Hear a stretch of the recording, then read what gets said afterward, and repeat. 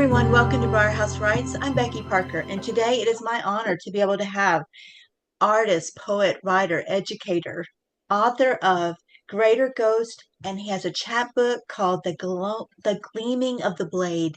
He is an amazing workshop educator. He is a tremendous speaker, been on YouTube everywhere. He's just amazing, destined for greatness. Mr. Christian Collier. Christian, welcome to our program. Thank you so much for having me. Christian, tell us about yourself and your writing journey. What led you to where you are now? Okay, so I identify as a proud Scorpio. Ah, Um, I obviously am a writer. Also a musician. I play and produce music when I'm not so busy with the writing biz. Also, most recently, I've been trying to get back to visual art, which was originally the path that I wanted to take. So trying to, reconcile all the different parts of me. My path to writing, I feel like it's the same reason that, like wars have been fought and like divisions in families have occurred. I was trying to mac on this girl that I went to high school with. Like I was a freshman, she was a senior. I always say that I didn't have at the time what the kids call game. So rather than embarrass myself, for whatever reason, I thought, I'm going to start writing poems for her, but I got to figure out how to do that. So I started teaching myself. I got Shakespeare sonnets, and right at that time was kind of like the second wave of spoken word in America. So in addition to reading Shakespeare and Yusuf Kamanyaka, I was able to pick up a Roots CD and hear Ursula Rucker at the end of it, and Jessica Care Moore was popping up on different things, and Saul Williams was starting to emerge, and a couple years down the line, you get the advent of HBO's Deaf Poetry. So I was getting this dual education, and if any of those things in that equation don't line up, I'm probably not talking to you today. So I did not get the girl, but I got a really cool life that I'm thankful for every day. when did you say to yourself, I am truly a writer? And that's what I really want to do. Because so many writers are hesitant to actually use that word. They feel like they're a dabbler. They don't actually can say that I am a writer. It takes them, it's like an awakening for them. Did you have that for yourself after that moment with the girl? Um, Or I think there was definitely some hesitance for a while. Because well, a friend of mine who's also a writer, Ray Zimmerman, he says that if you write, you're a writer. That you don't have to dress up any more than that. But I think I'm somebody who is so haunted by the dead. Mhm. Like Anne Sexton is in my top five, and the longer that you live, like the more the dead kind of start to talk to you in a different way. I think, right, and I think that I felt a lot of pressure to like I'm not. I've yet to write the poem that Anne Sexton's gonna read and say, you're one of us. So that was in my head for a long time, and I think I finally hit a point where I don't know, I just was able to kind of lean into it, and I think that one of the things is that because I feel like the road can go a couple of ways, but I think if you as a former mentor of mine would say, you gotta sometimes you gotta name it and claim it. So by identifying I am this thing, even if internally you don't feel like you are, then you have to do the work to justify that you are, you're hoisting this mantle upon you. So yeah, at a certain point, I just had to, plant my plant my flag and say that this is who I am. This is what I do. This is what I'm about. Mhm. This is how I maneuver through the world. So yeah. How has your culture and your social norms influenced your writing? Ooh, greatly. So actually, most recently, so I just within the past 2 weeks, defended my thesis for grad school. Oh, congratulations. Well, thank you. So I am now sitting on 45 new poems, and the impetus for those poems was in 2022. I moved back to Hickson, Tennessee, which is where I grew up, and I live now less than 10 minutes away from the high school that I graduated from. Oh. So a lot of memories and everything are starting to come back to me, and I think about a lot of the people that I went to school with who have had really hard goes of it in life, and I wanted to do something. And I'm somebody who, when I sit down to write, I am not sitting down expecting one anything to happen, but Mhm. two, I'm not expected to direct what the text is going to say or do or anything like that. But the fact that these people were starting to come back to me, I wanted to do something to, if I could, not just write about them and write about them like honestly, Mhm. but to extend to a lot of them a grace that maybe eluded them and growing up and maybe where they are now. So that's a thing, and I think that also I I'm a part of the last generation that when people went away to school, they just were gone.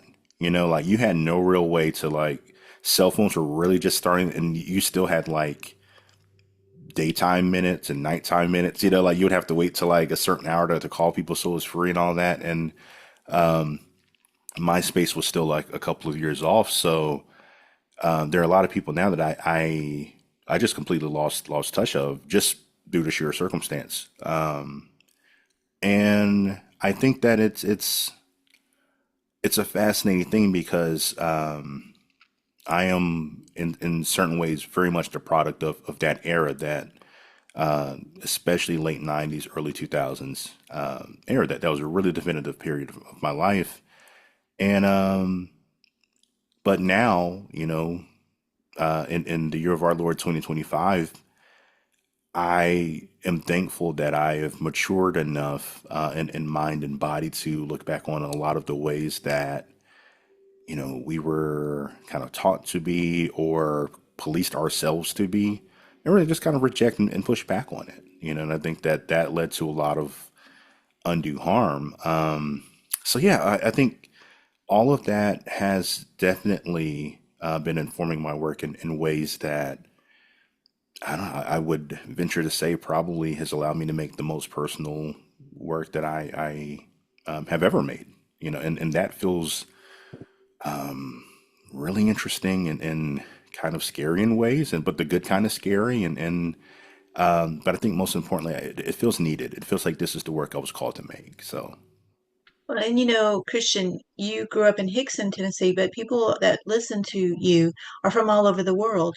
So it sounds like, though, that what you're writing now can really help them kind of heal from some of the things that they had to deal with when they were younger, and the horrible inequities in our culture. It sounds like that is something you're meant to be where you are. I'm somebody who believes that things happen for a reason, and I think that now like there's the thing about there's a among men there's a loneliness epidemic. Mhm. And I mean that never entered like the proverbial group chat when I was knocking these poems out. But I'm like, I'm in a lot of ways I'm speaking to not just the boys that I grew up with, but I think that a lot of the things that kind of plagued us back then still plague guys now. So I don't know that feels like an interesting kind of road to walk, and I don't know, I hope so. I mean, if the work can help somebody, I think that that's fantastic, and I would be here for that all the time. I think that would be great. What would be, because you do teach workshops, what is your ideal workshop attendee? So my answer is uh, really simple. As the kids say now, it's really basic. I just want people to come open, come open, come. just ready to kind of, give yourself over to the experience. Because I think if you come ready for the ride, the possibilities of where we can go abound. And I think that it tends to be much harder when somebody comes with one thing in mind. I want to get this from this thing. Right. And because now they've brought something in it that maybe that's not where I plan to go, or maybe that, and Hmm. I think that if we don't deliver that to them, then they tend to feel gypped, or like something's wrong with you, and I just think that it's a lot easier when you just come ready. Like I tell people usually, like, I'm not gonna tell you a whole lot. I want to kind of surprise you in the room.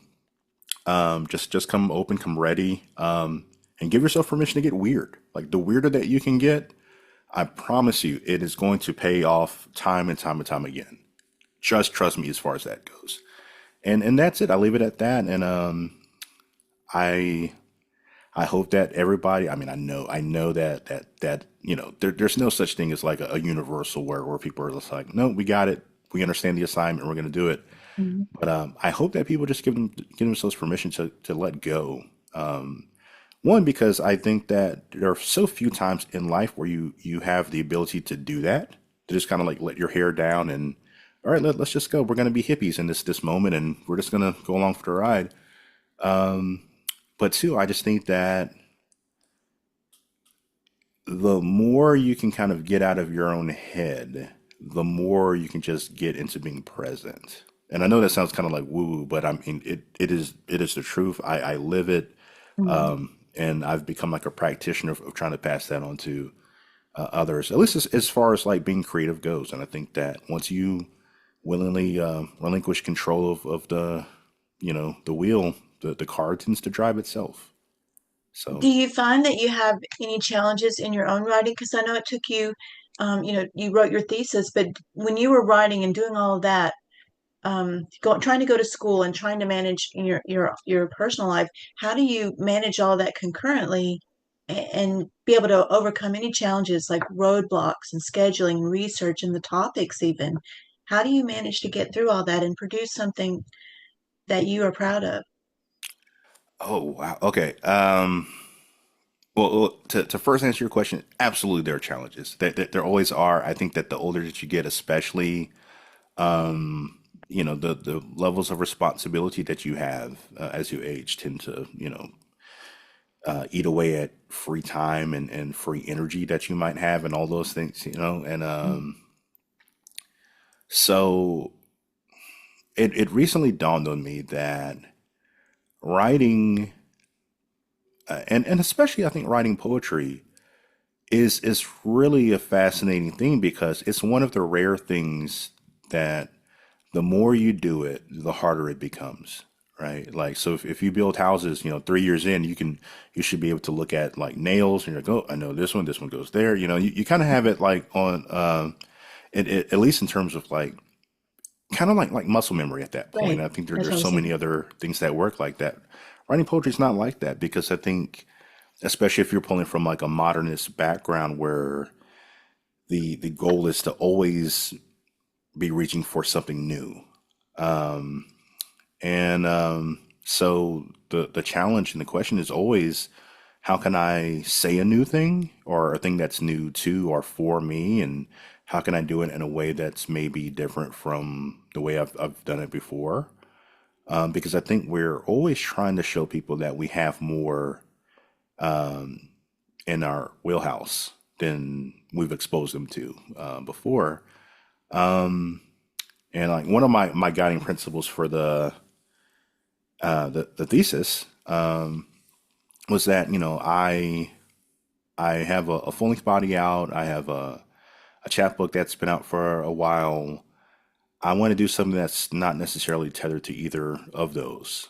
And I think about what Rick Rubin told Metallica, a couple of years ago, where he's like, "All right, so pretend you're in a battle of the bands and you have no back catalog, you know." Good. But I think the way that I work is very helpful because typically I'm a slow writer.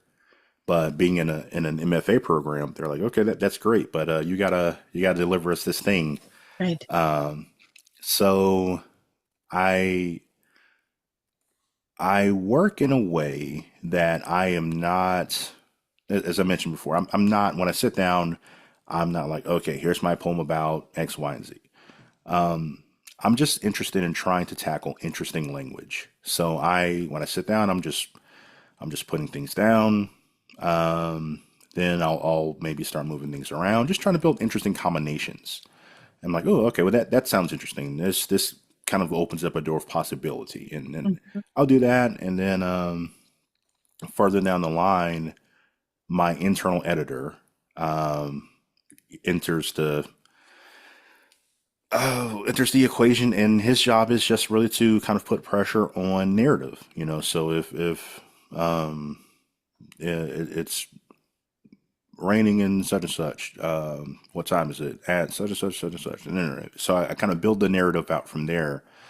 And the benefit of working that way is that 100% of the time, when I finish, if we believe that poems are things that can be finished, when I finish, I am surprised at what's there because I've intended for none of it to be there.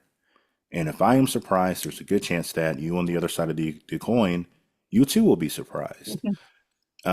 So being able to kind of work in that way has been really helpful because it takes so much pressure and weight out of having to produce a thing. Right.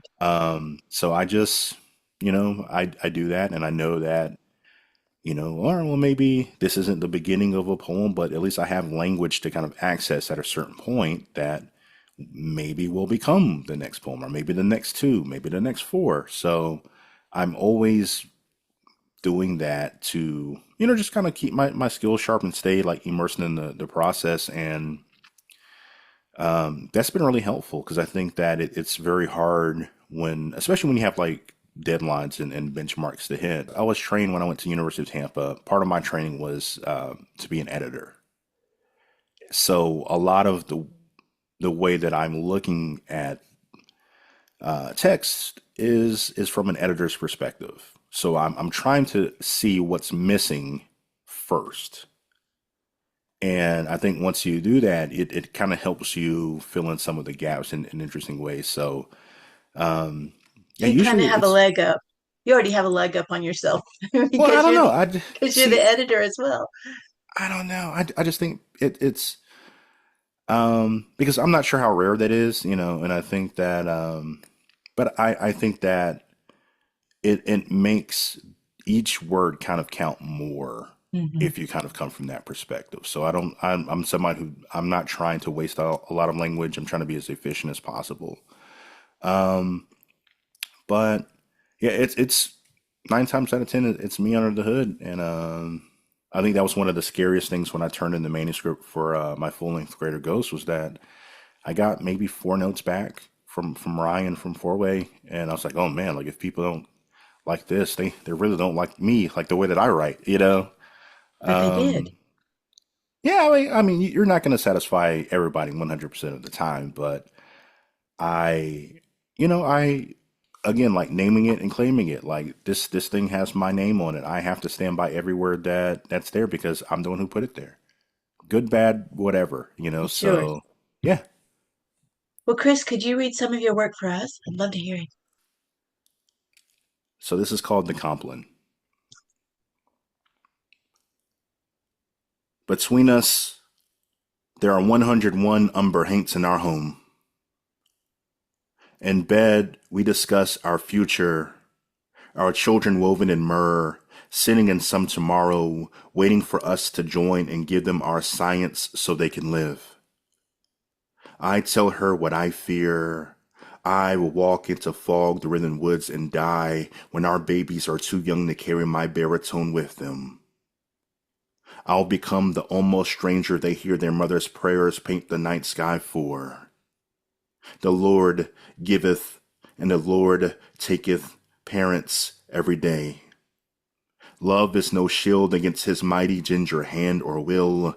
Even language passes away. Even the bouquet of vowels and syllables collected each year can be swept from the scaly floor of the tongue. All stories end in death. If we are honest with ourselves and how the world works, if I am being honest, when I eventually hear my love sleeping by my side, the gloom, whisper to God, ask that he spare me the escape, the emptying out of the marigold lights for many years. I ask that when it finally comes, I not go before I know all I've set my heart upon will live on well without me.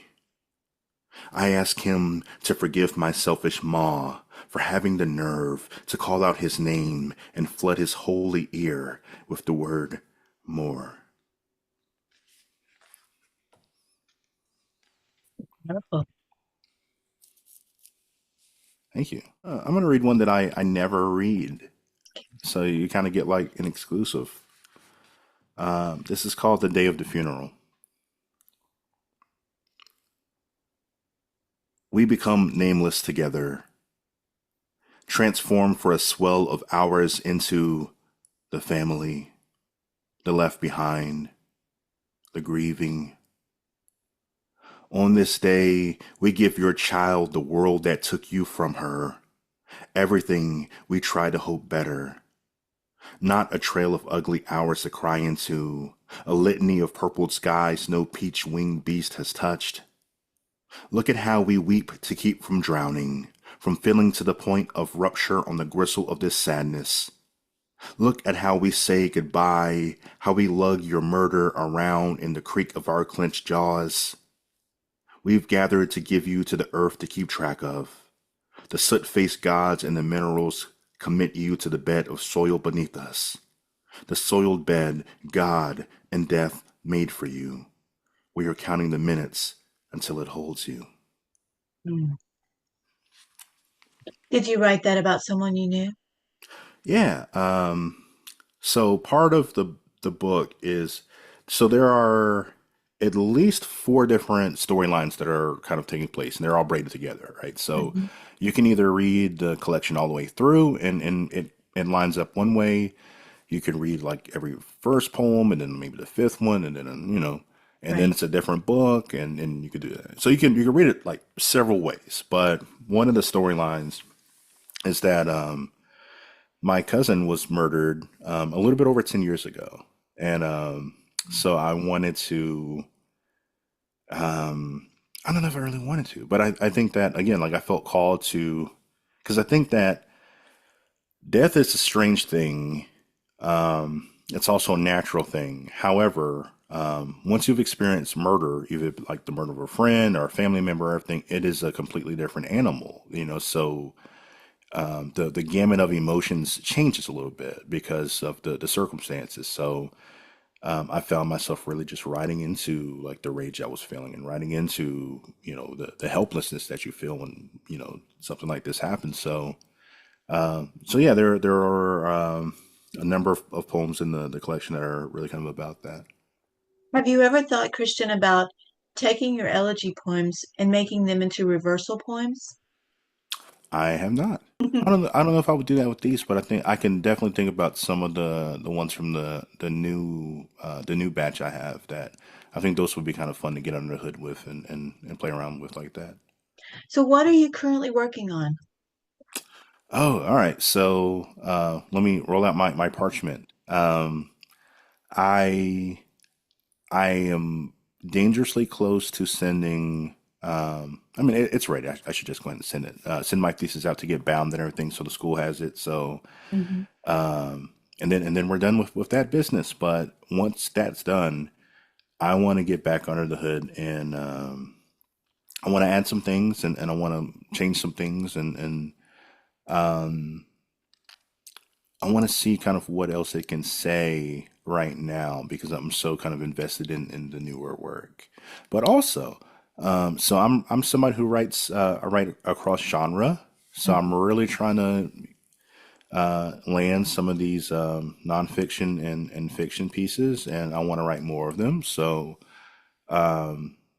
I'm excited to make that happen. And beyond that, I am about to sign some paperwork to do some more workshops for the fall, and that's exciting. And I'm hoping to kind of get back out there and keep plugging away at the promotion of Greater Ghost. You know, Greater Ghost, as of yesterday, has been out in the world for 9 months, and it has been possibly the fastest 9 months of my life. And I just wanna, help the book find its people some more.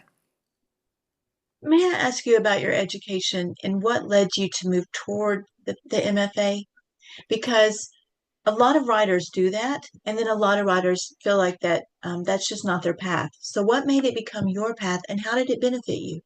Sure. So, um, well, I had to do a program a couple of years ago, and it was almost something like out of a Dickens, story where several members of the faculty approached me, and they said that they wanted to work with me. But I had to get my MFA, and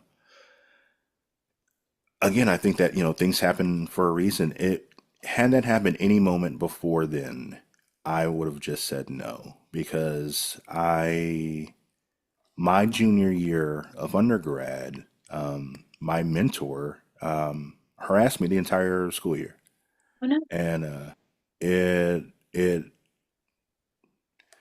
it completely altered the course that I had set in mind, you know. And I think that there is because I think when something like that happens, it's you have to reevaluate the way that you feel, the way you feel about like this thing, like Hmm. the writing, especially because this was also a poet, so poetry in general, and Hmm. you gotta. For me, I can't speak for everybody. For me, I had to find my own footing outside of that system in order for me to still have a relationship to it. Right. And I was still I would go to workshops. I would I did bread loaf. I did the frost place, and those were like huge for me. And um, but I think that enough time had passed where I mean the wound was still there. The wound will always be there, if not the wound, the scar. But I was ready. I'd done enough work that I felt that I could advocate for myself in a way that I couldn't when I was like 21, 20. And so I was like, let's see what's out there. And a pressmate through Bull City, CT Salazar, spoke to me and recommended the program that they attended, and I decided to take the plunge. But I think it's also helpful. Like Vivy Francis told me that the goal of the MFA is not to make the poet; it should be to hone the poet. So you should already come up with some chops that hopefully we can kind of strengthen and beef up a little bit. And so I think that that's a much more manageable way of attacking it. That I'm not putting all of this pressure on this program to make me, a thing or the ideal version of myself. I think if you just want to write, you don't have to really do the MFA experience. Again, you have so many things that are accessible now. You can access all these craft talks on YouTube for free. There are a number of great like podcasts that can introduce you to a bunch of writers and how they work and all of those things. So you have different ways to kind of pad an education outside of academia if you want it. For me, it gave me the opportunity to learn some different things, especially when it came to other genres. Because also when I was an undergrad, one of a professor I loved was like, Christian, you're such a good poet. Why don't you just focus on that? And this was after like reading some of my fiction. So I had not touched fiction since like 2005, and I've had the chance to kind of do that and see that there actually is a space for me in fiction. I need to make up for lost time. So it But I sounds think like also it's important for you to not listen to everybody else all the time, but to really listen to your internal self. yeah. Well, I think that that's huge anyway because I think if you have a dream, it is then your charge to try to make that dream happen. And like I one of the people who just defended their thesis with me, she's super duper like green in the best possible way, and it's one of the best places to be because everything is pure, you Mhm. know. So we were talking, and he's like, "Well, what should I do? Should I send this out?" I was like, "Well, the answer is yes, but for you, you need to figure out where you want to send it." Because I'm like, you have a rare gift, and I'm not just like blowing smoke around. Like I'm telling you, you have like a gift, and so I'm like, you have to identify what you want and then go from there. He's like, "But I don't know what I want." I was like, "But you do. You know what you don't want.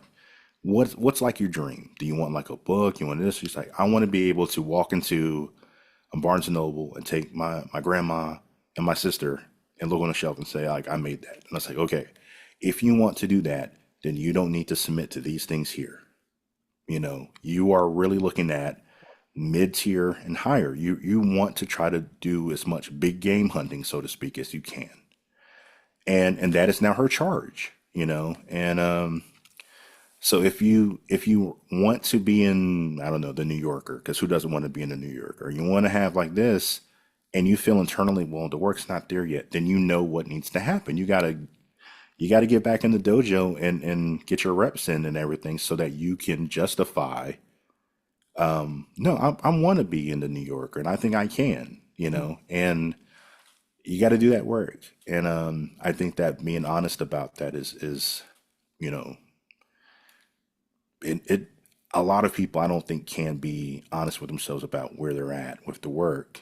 And I think you have to do that if you want to make, and that's no guarantee. I'm not saying that like anybody's dreams are going to come true. This is all, everybody's paths are different and everything like that. But I think at least being able to get yourself in the space where you can get a little bit closer to your dream and a little bit closer, and maybe next week a little bit closer. That should be the path that we take and that we're shooting for.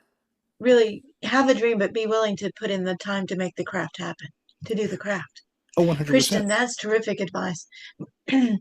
Thank you so much for being a part of Briar House Rights. I wish you all the best in your future, and we would love to have you come back when you finish your new material Oh, and let us know what it's about.